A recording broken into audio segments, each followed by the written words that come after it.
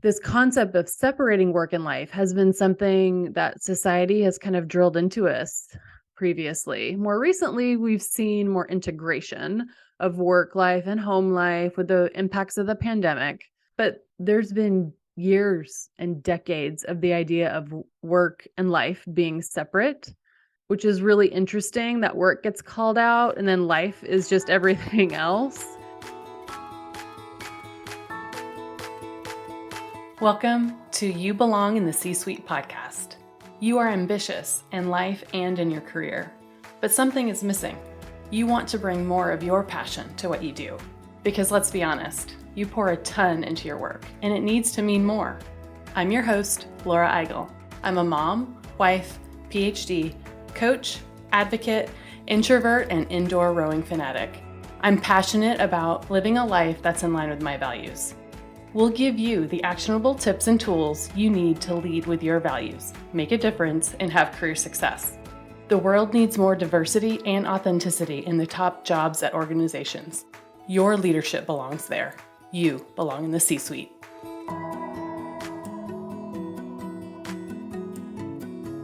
At a workshop that I used to facilitate, we used to ask the question on a percentage between 0 through 100%, how much of your career is yours to own?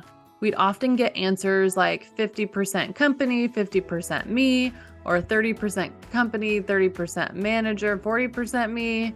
Then I'd flash the number 100 on the screen in my PowerPoint presentation in a really big font. And there would be an audible, oh yeah, I see.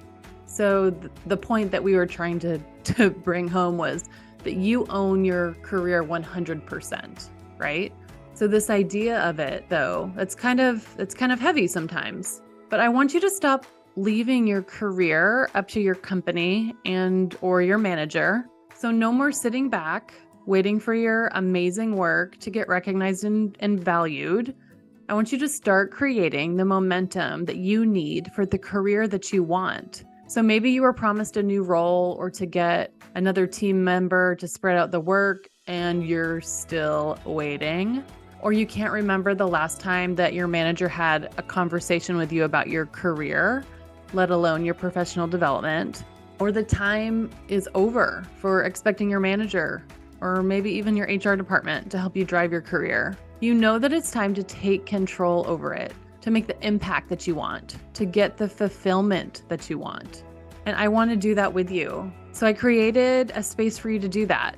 The Catch Crew is a space to hold you accountable with the tools you need to build an intentional career. We meet monthly with career building catch-ups live with me, and you get on-demand access to tools that have helped my clients get ready for interviews, land jobs that give them more fulfillment, and build their team cultures. Let me help you get the life and career that you want. Join the Catch Crew. Find out more at thecatchgroup.com/catchcrew. That's thecatchgroup.com/catchcrew. Welcome to the You Belong in the C-Suite podcast. Y'all, I'm really excited to say this. Welcome to our 100th episode. What? That seems crazy to say. 100 episodes. It's a really fun milestone to celebrate. 100 episodes in our third season now with over 30,000 downloads. If you've started with me from the beginning or found me along the way, we've done so much together. I launched this podcast a few weeks after starting my business in 2021. After 15 years in corporate America, I left my big C-suite job to start the Catch Group, my company that focuses on individual and group coaching and leadership consulting. And you've been here with me through launching of my business, the launching of this podcast, and the launch of my book, Values First: How Knowing Your Core Beliefs Can Get You the Life and Career You Want. That's a lot that we've done together. And in today's episode, our 100th episode, I wanted to create a space to answer a few questions about my journey and about what I teach about. So if you're on my email list, you may have seen my ask to submit questions for this podcast. And we'll highlight a few of those questions that were submitted and also a few submitted from other workshops in my group coaching program. I have not done an episode like this before. So if you find it helpful, I can do more of these in the future. So let's get started. I have put these questions in basically two categories for this episode.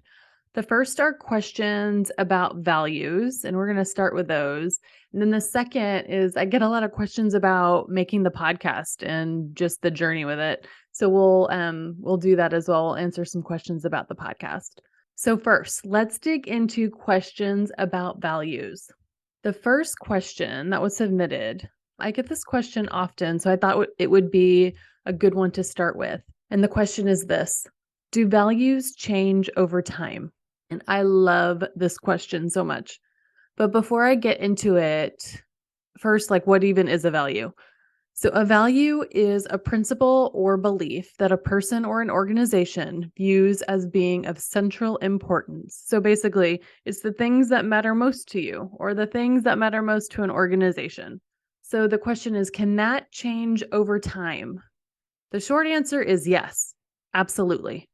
But it is a little bit more nuanced than that. And I want to dig into this idea. So I like to think of values as kind of an evolution. For some of us, values may be a gray area.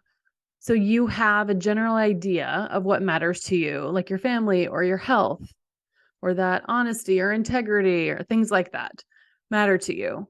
But if you've never really identified your core values, then you may not have the words to truly define them. They might seem gray or a little bit nebulous. So the first part of the values first framework, the framework that I use to coach my clients, is to identify your values. That's why it's called values first. So let's start there. Identifying values can seem kind of big, kind of heavy. And some of my clients have hesitated doing this exercise because they're afraid to pick something and then think that they have to stick to it, like it's written in stone. I think this also has to do with this idea of being a perfectionist that I can definitely relate to, and we want to pick the perfect thing. So sometimes we put it off and we procrastinate on some of the stuff because we want it to be right. But I want to remind you that this is an evolution and you have to start somewhere. So when I do workshops with leaders within organizations or teams, or my individual or group coaching clients, we always start with identifying our individual values, our core values, but to put words to it, to define them. Then we can start understanding what they mean and further defining them for ourselves. So it is not uncommon to be in a workshop or a small group, and there are multiple people with similar values. For instance, the value of impact is often listed out as a core value. But what impact means to one person may be totally different than what it means to another person. So in that same vein, what impact means to you this year could evolve to something else next year or even next month. So yes, values can change over time, but what I find most often, and in my experience, is that the meaning of the value is what changes over time. So less so the idea that all of your values are going to change, more so the meaning of your current values is going to evolve over time. So the word may stay the same, but how it looks like in your life can change. And I love this. Remember, we're learning, we're growing, we're evolving. We learn something new about ourselves and maybe we change it. Change a word, change a value, change the meaning of what living that value looks like for you in your life. So through that evolution of figuring it out, I give the advice to do a values check-in every 90 days to check in with your values to see if they're being met, but also really to check in to see if anything has changed. So in my values worksheet, the worksheet that I coach clients on how to identify your values, which we'll put a link in the show notes for you to download it if you've not done that yet, there's a space in that worksheet to write down your secondary values. So the way I teach it, I don't want you to have this laundry list of values. I want you to get to 5 to 7. The ones that kind of didn't make that first list, we label those as secondary. And I want you to keep track of those because sometimes I find that clients, combine 2 values or name it something or even promote a secondary value to a core value. because it has become more important. And in that way, your values have changed over time, but you're kind of tracking it with this idea of the values check-in every 90 days. So yes, values can change over time. And in my experience with my clients and myself, it is more like refining to get to the right core values, evolving them or the way that they show up in your life, or updating them as you continue to grow. So the next question that I'm answering comes from a recent workshop with a senior leader in their direct reports that I facilitated. So we were doing a values exercise where individuals identified their values, like I just mentioned, and they did this as part of their team meeting. And before we started, through this exercise of self-reflection and individual work, a participant asked me this question: do I have both personal values and work values, or should they be one set? Because they were leaning towards having two different sets of values. So this is an important question. And I think this one is so interesting to see how this shows up for us. And, this idea of work versus life and the separation of work or life, or work-life balance. And I'm using quotes here. You all know that I do not believe in work-life balance. I believe in setting boundaries that prioritize what matters most. And hint, that's your values, right? So this concept of separating work and life has been something that society has kind of drilled into us previously. More recently, we've seen more integration of work life and home life with the impacts of the pandemic. But there's been years and decades of the idea of work and life being separate, which is really interesting that work gets called out and then life is just everything else, which really shows to me, especially from an American perspective, this priority on work versus life, right? But depending on our experiences, the psychological safety and the environments in which we live and work, like how much trust we have with the people we work with or the manager that we have, we may need to protect ourselves in different ways if there isn't safety or trust in these environments, especially since we spend so much time in them, right? And also, especially for marginalized individuals, for many people, there is a big difference in who they can safely be at work and who they are outside of work, right? So I think this is a really important distinction, and only you know what your own experience is and what support you have and what support you don't. But I have to, talk about that as we think about, should you have personal values and work values? So I know that, like me, you are a whole human. So I think that you should have one set of core values. So yeah, one human, one list of core values. I do think that some of your values may show up differently in different aspects of your life, in work and non-work activities are part of your life, right? But with one set of core values.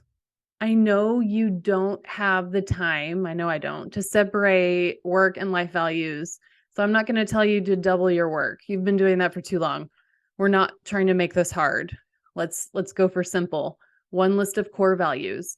I'm all about centering the things that you need and what you value here. And that one is you, one set of core values. Okay. So for instance, if you have a value of creativity, how does that show up in different aspects of your life? So at work, that may mean that you give yourself thinking time or brainstorming or innovation time to think creatively or to solve problems creatively. In other parts of your life, it may mean going to an art class or spending time journaling every day. But how does that show up in different aspects of your life? I think that's the question that I want you to ask. One set of core values, but how does that value show up in different aspects of your life? I will say that sometimes my clients feel the pressure of putting values on their list. And I think this probably coincides with the first question that we just went over too. Do values change over time? But I wanted to answer this one and spend a little bit of time here too. This idea of feeling pressure of putting values on your list. Sometimes that's driven by the values that we think that we should have, right? So the expectations of who we are, who society says that we are. So I'll give you an example. One of my clients had the value of family connection on her list of core values. And as she went through her iterations of values and, defining them, she actually took it out. And she mentioned that she had put it on there because, if you don't have it, then what are you, like a psychopath? Especially as a woman, like we're supposed to care for others all the time, right? And what does that say about me as a person if I don't have family or something similar on my value set? The same can be said for clients thinking that they should have a certain value on their list because it's a company value. What would it say about me if I don't have the same values as the company values? Would that mean that I don't belong here? That I don't care about all the same things as everyone else does? Would it show that I'm less committed or less in any way? It sometimes feels like that. So I think there's pressure sometimes that society puts on us, that we've just grown up wanting to please others, whatever it might be. But I go back to that meaning of values. A value is a principle or a belief that a person has of being of central importance, right? So the things that matter most to you. So what matters most to you? Not what matters most to other people, not what matters most to the company that you work for, not what matters most to someone that is sitting right next to you in a workshop. What matters most to you as a whole person. So that list is one list, one core values list, and it's for you. It's not for anybody else. So these are just two of the questions that I've got recently on values, and there's so much more to uncover about the topic and about your core values. Another place that you can just get more in-depth resources on all things values is my book, Values First.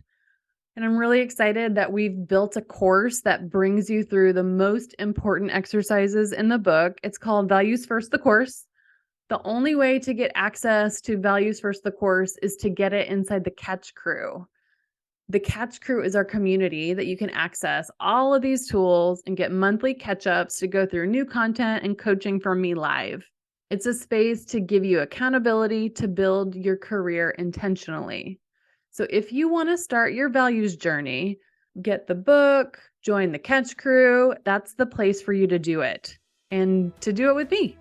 So go to thecatchgroup.com/catch crew to learn more.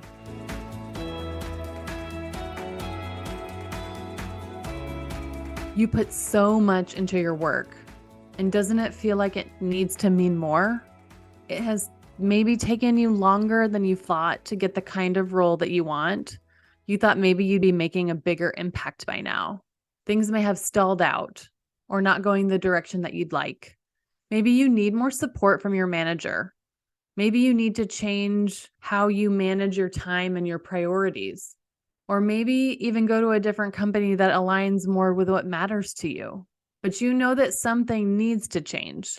And you want to be more in control of the work you do and the impact that you make on the people around you. So let's work together to help you build your intentional career. The Catch Crew is a space to hold you accountable with the tools you need to build an intentional career.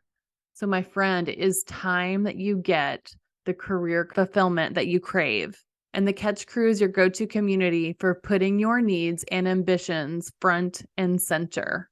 I want to help you, hold you accountable to your aspirations, and make sure you take the steps you need to get the life and career that you want. I want you to join us in the Catch Crew. Go to thecatchcrew.com/catch crew. That's thecatchgroup.com/catch crew. We have our monthly catch-up session coming up soon. I hope to see you there.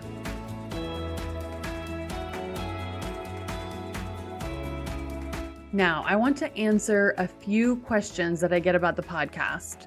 The first question I get most is, what is the podcast process like? I think sometimes we think of, a really fancy recording booth in a fancy, like really cool part of town. And that's really not what it is. So I want to break it down. I'm sure some people do that, but that is not my process. We keep it super simple here, y'all. The process, though, it's an important one. And the podcast is a really important platform for me. Maybe not for the reason that you might think. It's important to me because of connection. It may sound silly because right now I'm literally in my office talking by myself. Well, not really by myself. My dog Basil is sitting in the chair next to me, looking out the window, surveying the street for who knows what. But generally, a podcast, especially in solo episodes like this one, can feel very solitary. But really, it isn't because I'm talking to you. Yeah, you right now. We are in connection together. Whether you are taking a walk, or maybe you are in your car listening, or working out, maybe doing chores around the house, we are here together. And when I record and when I design anything, I'm thinking about you and what I can do to support you. So I do this for connection with listeners, connection with guests. And one of the reasons I have this podcast and the title of it, You Belong in the C-Suite, is because sometimes I didn't feel like I belonged there. Not sometimes, a lot of the time. And through my own imposter syndrome, or because I was leading in a different way as an introvert, I just didn't feel like I belonged. So I have this space for us to connect, to remind you that you do freaking belong there. And I'm here to show you that. I'm also here to elevate other voices. I love bringing on guests that are different than me, who have different lived experiences that I do. This podcast is really an extension of my values of growth, development, and advocacy.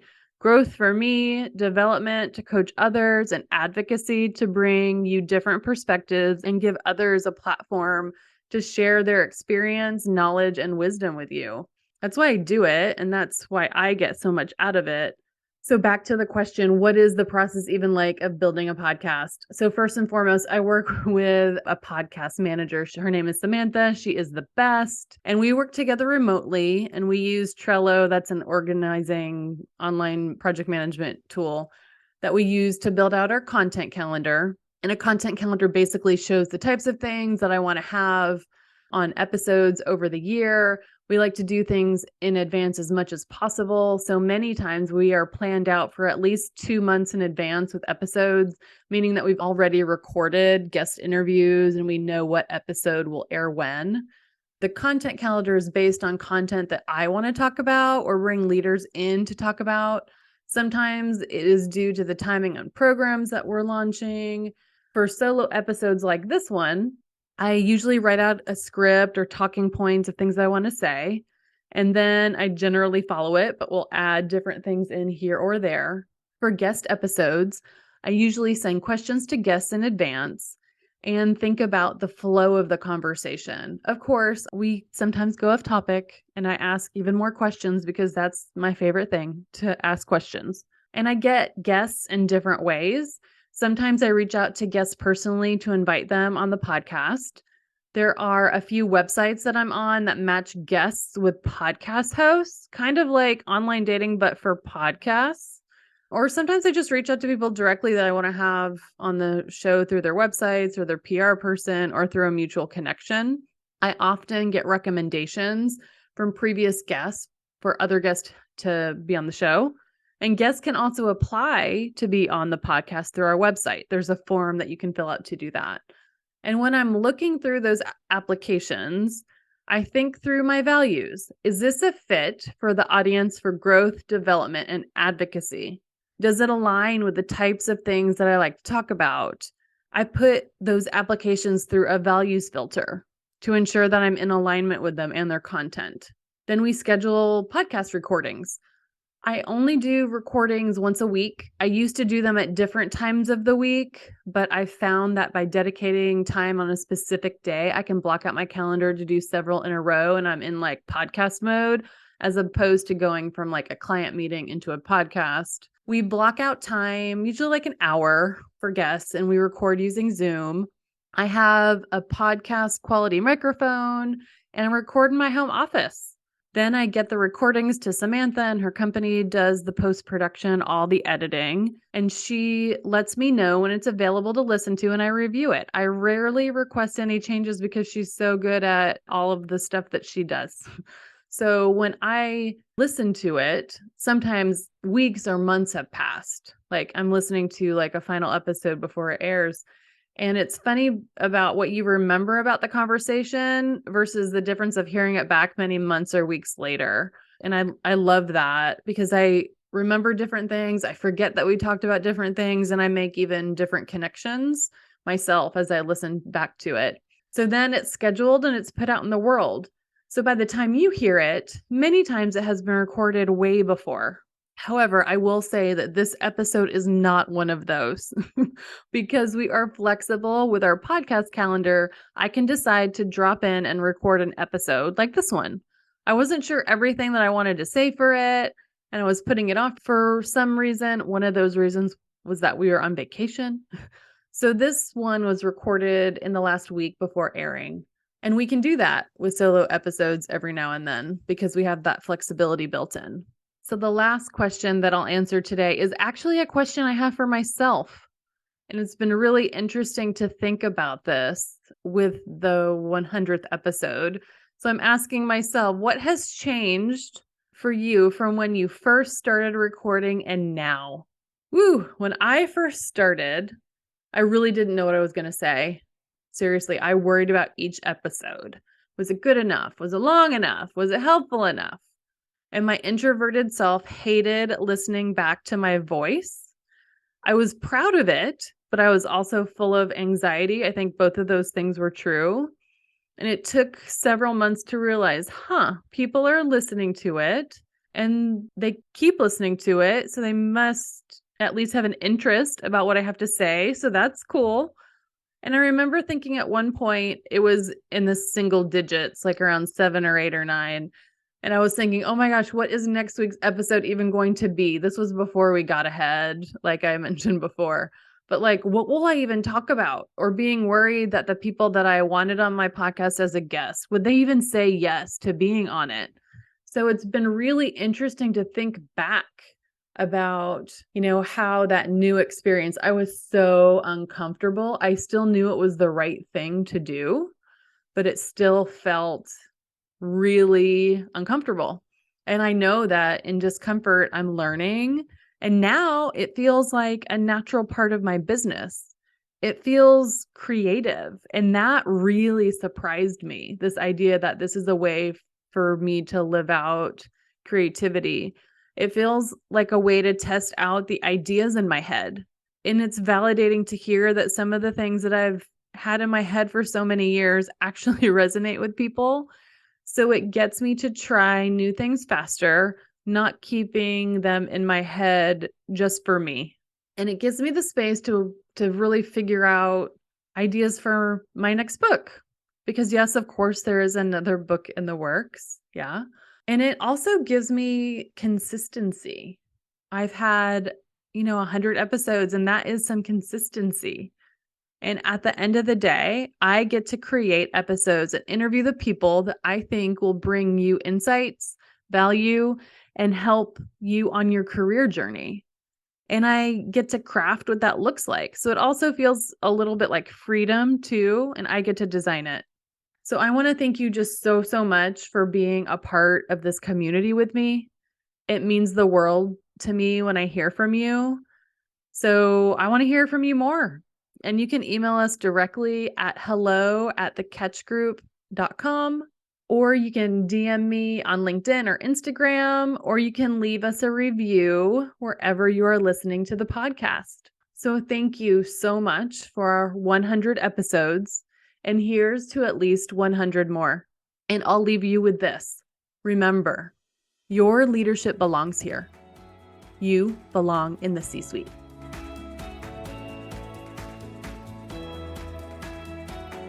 I want to thank you so much for listening to the You Belong in the C-Suite podcast. If you are enjoying this content, please remember to rate and review on Apple Podcasts. By leaving a review, you are helping others find this content. We will be featuring 5-star reviews on air in upcoming episodes. Editing and support for the podcast is done by S&E Podcast Management. To get more tips and tools to help you live a life guided by your values, go to thecatchgroup.com. Keep your boundaries and take care.